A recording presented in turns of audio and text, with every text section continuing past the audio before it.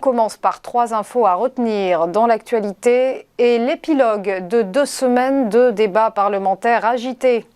215 voix pour, 58 voix contre. Le pass vaccinal est définitivement adopté par l'Assemblée nationale, entériné en dernière lecture à l'issue de multiples amendements, notamment sénatoriaux. Concrètement, les plus de 16 ans devront présenter un statut vaccinal complet pour se rendre dans les bars, les restaurants, salles de spectacle, de sport, les musées, ainsi que certains centres commerciaux ou encore les transports interrégionaux. Pour être valide, le schéma vaccinal anti-Covid devra comporter 2 doses ainsi que la dose de rappel au-delà de 7 mois depuis la dernière injection. En outre, le certificat de rétablissement du Covid inférieur à 6 mois sera valable. Pour l'entrée en vigueur du pass, il faudra encore attendre. Les groupes PS et la France Insoumise ayant déposé un recours au Conseil constitutionnel. On reste dans le sanitaire avec le rachat de Biopharma par Ardian. 1,1 milliard d'euros, c'est le montant que va débourser la Société européenne de Private Equity pour acquérir le groupe pharmaceutique italien. L'opération lui permettra notamment de se renforcer sur le secteur très lucratif des compléments alimentaires. Ardian, décidément très attiré par le secteur de la santé. En juin dernier déjà, il finalisait l'acquisition du suédois Recipharm. Ardian, dont le chiffre d'affaires s'élève à 330 millions d'euros.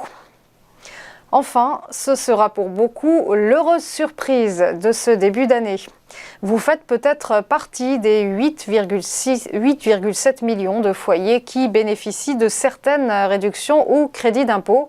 Eh bien, dans ce cas, vous allez percevoir une avance, 60% du montant auquel vous avez droit, soit 605 € en moyenne. Un versement dès aujourd'hui sur votre compte bancaire. Concrètement, sont concernés les contribuables employant un salarié à domicile, hébergeant un proche en EHPAD, participant à des cotisations syndicales ou faisant des dons à une association d'utilité publique. Sont également concernés certains investissements locatifs. La régularisation de cette avance interviendra dans le courant de l'été, soit juste après vos déclarations de revenus.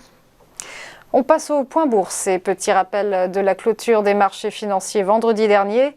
Fin de séance dans le rouge pour le CAC qui a cédé moins 0,81%. L'indice phare parisien qui a terminé à 7143 points.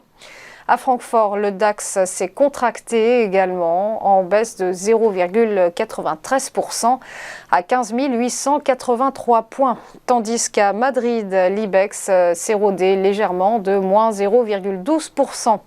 Et à Londres, le FTSE, lui, reculé de moins 0,28%. Du côté de Wall Street, la clôture était en ordre dispersé. Le Dow Jones perdait 0,56%, alors que le S&P 500 était quasi stable, moins 0,082%. Et le Nasdaq, lui, terminait en hausse, plus 0,59%.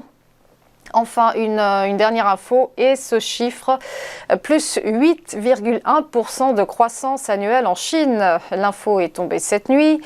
C'est bien mieux qu'escompté. Cela fait 10 ans que la Chine n'avait pas connu pareille croissance. Voilà, restez avec nous. À tout de suite pour ChronoCAC et l'ouverture des cotations.